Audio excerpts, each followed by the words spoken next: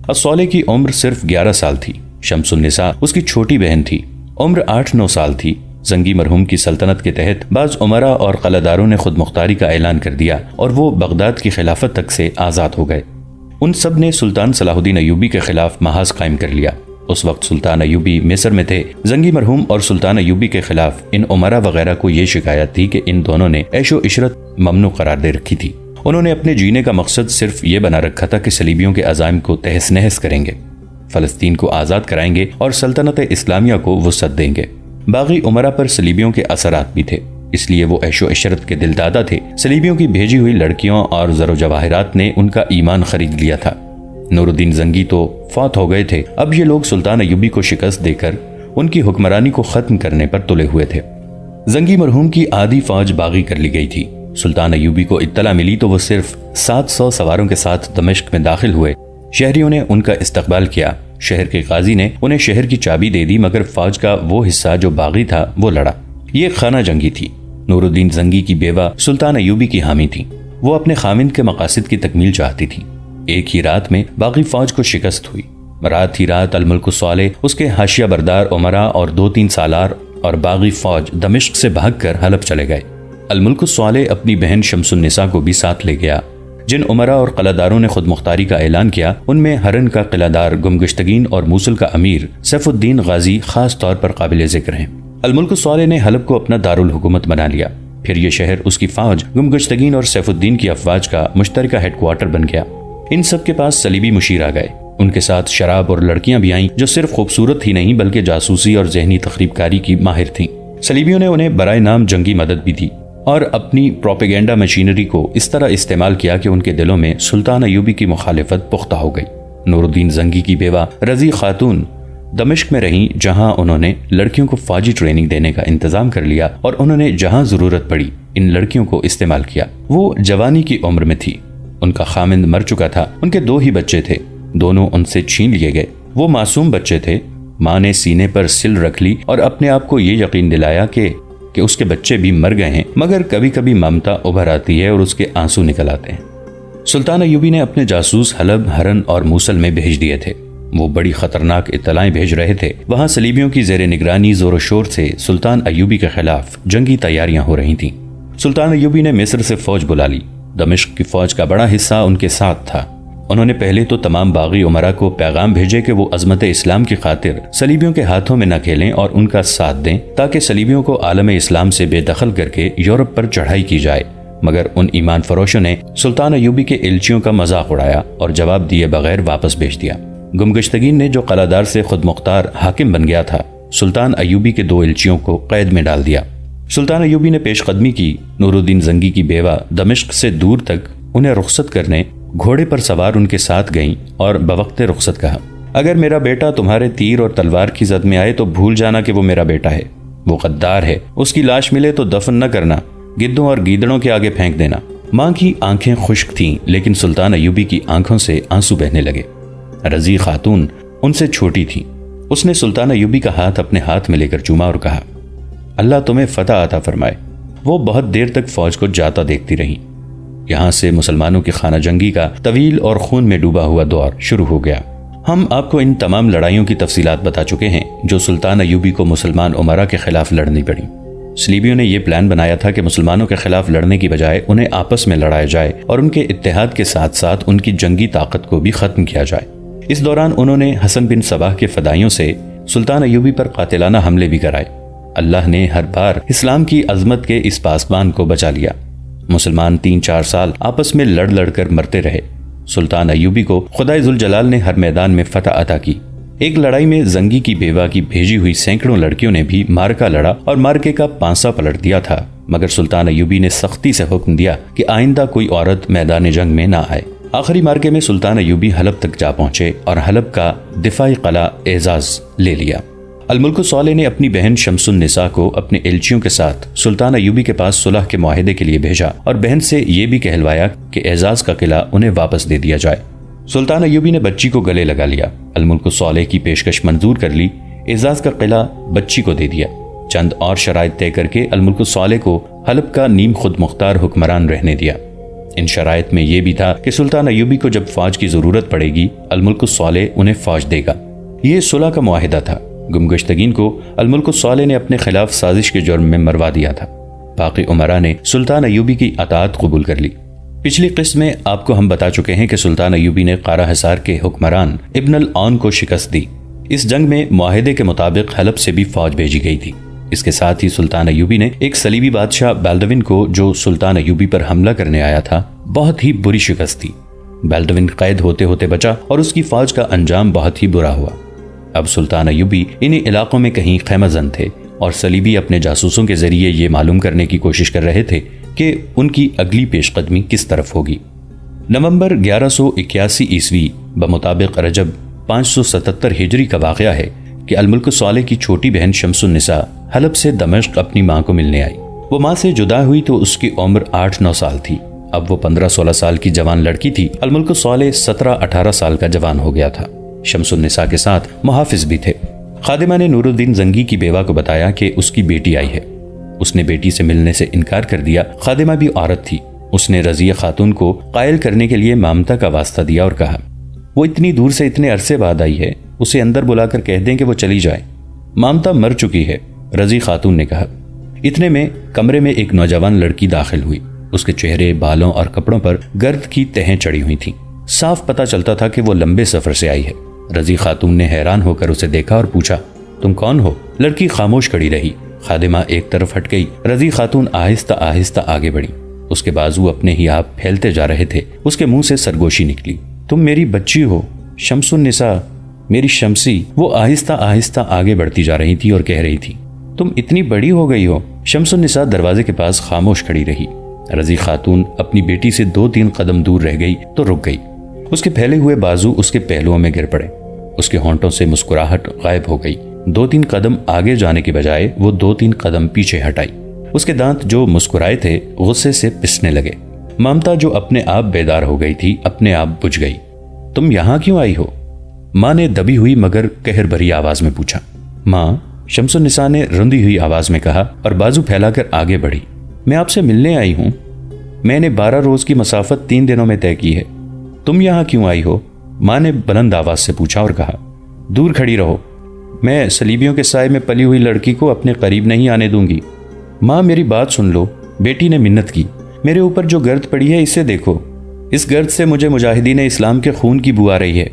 ماں نے کہا، یہ ان مجاہدین کا خون ہے جو میرے بیٹے کی فوج کے ہاتھوں شہید ہوئے، یہ خانہ جنگی کا خون ہے۔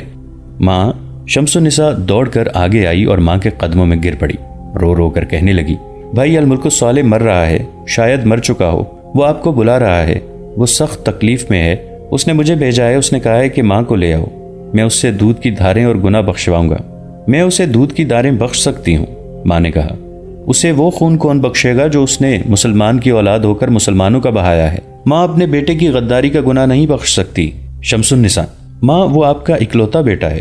شمس النساء نے کہا، وہ آپ کے عظیم شوہر کی نشانی ہے، اس نے باپ کی عظمت کو صلیبیوں کے قدموں تلے پھینک دیا ہے۔ ماں نے کہا، وہ سلطان صلاح الدین ایوبی کے ساتھ صلح کا معاہدہ کر چکا ہے۔ شمس النساء نے کہا، ان کی اب آپس میں کبھی لڑائی نہیں ہوگی۔ کیا تم مجھے حلفیہ بتا سکتی ہو کہ ان کے ہاں کوئی صلیبی موجود نہیں؟ ماں نے گرج کر بیٹی سے پوچھا، کیا اس کے حرم میں کوئی صلیبی اور یہودی لڑکی نہیں؟ اب وہ 18 سال کا جوان ہوگا، اس کے نیچے اب گھوڑا بھی محسوس کرتا ہوگا کہ پیٹھ پر کوئی مرد سوار ہے۔ مجھے یقین دلا دو کہ میرے بیٹے کے دربار سے صلیب کے مکروہ سائے اٹھ گئے ہیں، تو تم نے 12 روز کی جو مسافت 3 دنوں میں طے کی ہے، وہ میں 1.5 دن میں طے کر کے اپنے بیمار بیٹے کے پاس پہنچوں گی۔ وہ اب کسی لڑکی کو دیکھنے کے بھی قابل نہیں رہا ماں، بیٹی نے کہا۔ اس کی زندگی کے لیے دعا کرو۔ میں دعا نہیں کروں گی، ماں نے کہا، اور میں بد دعا بھی نہیں دوں گی۔ اس کی آواز کو جذبات نے دبا لیا تھا۔ وہ رقت میں دبی ہوئی آواز میں بولی، ماں بد دعا نہیں دیا کرتی، لیکن ماں کی آنکھوں کو خدائے ذوالجلال نظر انداز بھی نہیں کیا کرتے۔ میں روز محشر ان ہزاروں شہیدوں کی ماؤں، بیویوں اور بیٹیوں کے آگے بھی شرمسار بھی نہیں ہونا چاہتی جو میرے بیٹے کی فوج کے ہاتھوں شہید ہو چکی ہیں۔ میں ان شہیدوں کی مقدس روحوں کو اپنی مامتا کے خون کا خراج دوں گی۔ وہ اپنے گناہوں کی بخشش مانگ رہا ہے ماں، بیٹی نے روتے اور چلاتے ہوئے کہا۔ یہ بھی مجھے فریب نظر آتا ہے، ماں نے کہا۔ مجھے معلوم ہے کہ سلطان صلاح الدین ایوبی نے حلب کو تہہ تیغ کر لیا تو اس نے تمہیں صلاح الدین ایوبی کے پاس اعزاز کے قلعے کی بھیک مانگنے کو بھیجا تھا۔ اس عظیم سلطان نے تمہیں اپنی بچی سمجھ کر قلعہ تمہیں بخش دیا تھا۔ الصالح خود سلطان کے سامنے کیوں نہیں آیا تھا؟ اس نے شکست کھا لی تھی تو اسے اپنے گناہوں سے شرمسار ہونا چاہیے تھا۔ اسے خود آ کر اپنی تلوار ایوبی کے قدموں میں رکھ دینی چاہیے تھی۔ ایوبی اس کا دشمن نہیں تھا، اسے وہ ماموں جان کہا کرتا تھا، مگر اپنا ایمان نیلام کر دینے والوں میں اپنے گناہوں کا سامنا کرنے کی جرت نہیں ہوتی۔ وہ بزدل اور فریبکار ہو جاتے ہیں، عیار اور مکار ہو جاتے ہیں۔ پتھر دل نہ بنو ماں، شمس النساء نے کہا۔ ہر وہ شہید جو اس خانہ جنگی میں شہید ہوا ہے اس کی ماں نے دل پر پتھر رکھا ہوا ہے، ماں نے کہا۔ وہ کسی کو بتاتے ہوئے شرمسار ہوتی ہیں کہ انہوں نے جو بیٹے اسلام کے دشمنوں کے خلاف لڑنے کے لیے بھیجے تھے وہ آپس میں لڑ کر مارے گئے۔ اس کا ذمہ دار کون ہے؟ میرا بیٹا۔ وہ اس وقت بہت چھوٹا تھا ماں، تو میرے پاس رہتا، ماں نے کہا۔ اس کا شعور جب بیدار ہو گیا تھا تو میرے پاس آ جاتا، حلب سلطان ایوبی کے حوالے کر دیتا۔ تم چلی جاؤ، تم جلدی چلی جاؤ۔ اگر اسلام کی مائیں جذبات میں الجھ گئیں تو اللہ کی راہ میں کوئی بیٹا شہید نہیں ہوگا۔ میں مامتا کو مار چکی ہوں، مامتا شہید ہو چکی ہے۔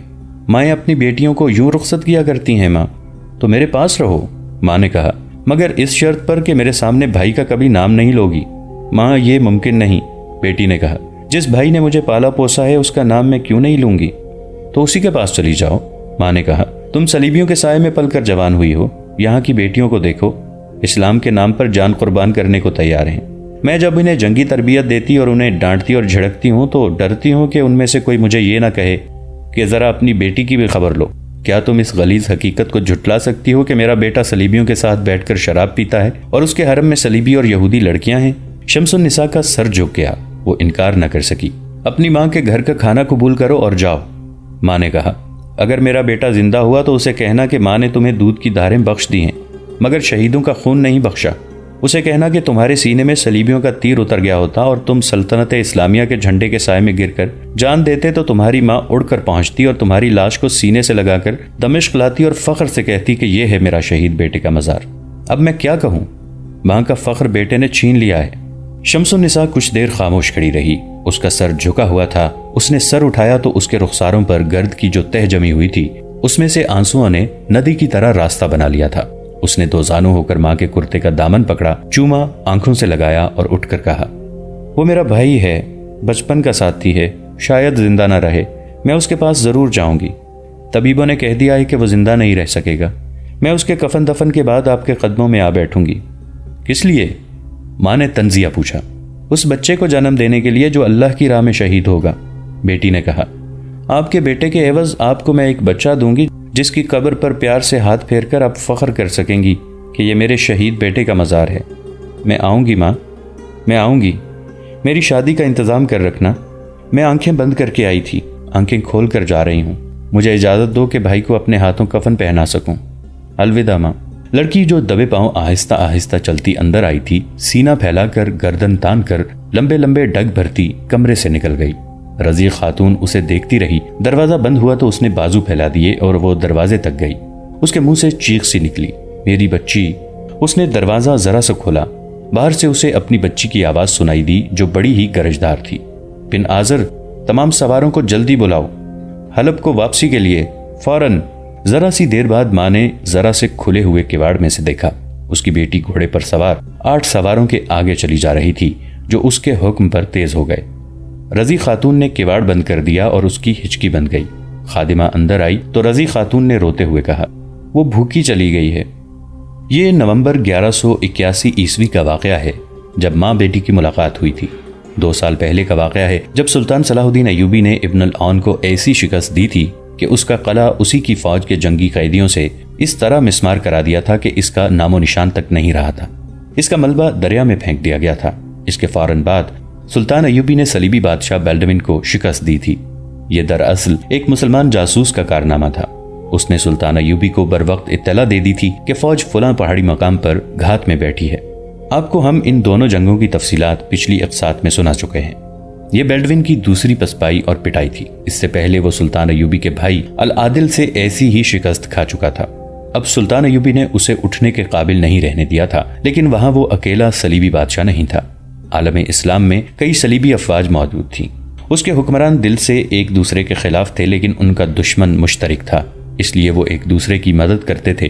ہر ایک کے دل میں یہی تھا کہ وہ اکیلا زیادہ سے زیادہ علاقوں پر قابض ہو جائے۔ اسی مقصد کے تحت بیلڈوین نے اکیلے العادل اور اس کے بعد سلطان ایوبی سے جنگیں لڑی تھیں۔ اس کے پاس فوج اور وسائل کی کمی نہیں تھی۔ اس کا اسلحہ بھی برتر تھا اور اس کے جانور بھی بہتر تھے، لیکن وہ ہار گیا۔ کچھ عرصہ تو اسے بکھری ہوئی فوج اکٹھی کرنے میں لگ گیا۔ اس دوران اسے اطلاع ملی کہ سلطان ایوبی ابن العون کو بھی شکست دے کر اس کی بادشاہی اور جنگی طاقت کمزور کرایا ہے۔ ابن العون آرمینی تھا، آرمینی صلیبیوں کے دوست تھے۔ ان کی شکست صلیبیوں کے لیے اچھی خاصی چوٹ تھی۔ اس کے ساتھ ہی اسے اطلاع ملی کہ ابن العون کی سلطنت تل خالد اور اس کے قلعے قارا حصار پر حملے میں سلطان ایوبی کی فوج کے ساتھ الملک الصالح کی فوج کے دستے بھی تھے، تو وہ بے چین ہو گیا۔ یہ تو اسے اور دوسرے صلیبی حکمرانوں کو پتہ چل چکا تھا کہ سلطان ایوبی نے الملک الصالح کو شکست دے کر اپنا خود مختار امیر بنا لیا ہے، مگر انہیں یہ توقع تھی کہ الملک الصالح اس معاہدے پر عمل نہیں کرے گا۔ یہ الصالح کی خصلت تھی۔ وہ بظاہر سلطان ایوبی کے تابع ہو گیا تھا، مگر اس نے صلیبیوں کے ساتھ مراسم نہیں توڑے تھے۔ اب بیلڈوین کو پتا چلا کہ الصالح نے سلطان ایوبی کو فوج دی تھی، تو وہ یروشلم چلا گیا، جہاں صلیبی بادشاہوں کا ہیڈ کوارٹر بن گیا تھا۔ دوسرا ہیڈ کوارٹر اکرا تھا۔ کیا آپ کو معلوم ہے کہ مسلمان پھر متحد ہو رہے ہیں؟ بیلڈوین نے صلیبی حکمرانوں اور جرنیلوں کی کانفرنس میں کہا۔ الملک الصالح کو آپ اپنا اتحادی سمجھتے رہے اور اس نے اپنی فوج صلاح الدین ایوبی کو دے دی۔ ابن العون کی شکست ہماری شکست ہے، فلپس آگسٹس نے کہا۔ اگر آپ گھات میں بیٹھنے کی بجائے ابن العون کی مدد کو پہنچتے، صلاح الدین پر عقب سے حملہ کر دیتے، تو شکست اس کی ہوتی۔ جس طرح آپ میں سے کسی کو معلوم نہ ہو سکا کہ صلاح الدین ایوبی نے پیش قدمی کا رخ بدل کر تل خالد کا رخ کر لیا ہے، اسی طرح مجھے بھی معلوم نہیں ہو سکا۔ یہ آپ کے نظام جاسوسی کی کوتاہی ہے، گے آف لوزنیان نے کہا۔ ہم بہت دور تھے، دیکھ بھال اور جاسوسی کا انتظام آپ کو کرنا چاہیے تھا۔ آپ قریب تھے، سلطان ایوبی کی فوج آپ کے قریب سے گزر گئی، آپ کو پتہ نہ چل سکا، آپ گھات میں چھپے رہے۔ مجھے معلوم نہیں تھا کہ میرے ساتھ ایک مسلمان جاسوس ہے، بیلڈوین نے کہا۔ میں اسے بے ضرر آدمی سمجھتا رہا، وہ میرا قیدی تھا، مگر بھاگ گیا اور سلطان ایوبی کو گھات کی خبر دے دی۔ لیکن اب یہ سوچنا ہے کہ ایوبی اور الصالح کا معاہدہ اور اتحاد کس طرح توڑا جائے۔ کیا آپ مسلمانوں کی کمزوریوں کو بھول گئے ہیں یا انہیں نظر انداز کر رہے ہیں؟ ایک اور صلیبی بادشاہ نے کہا۔ اس وقت الصالح بچہ تھا جب ہم نے اس کے مشیروں، امیروں اور سالاروں کو تحفے تحائف اور عیاشی کا سامان دے کر اپنے ہاتھ میں لے لیا تھا۔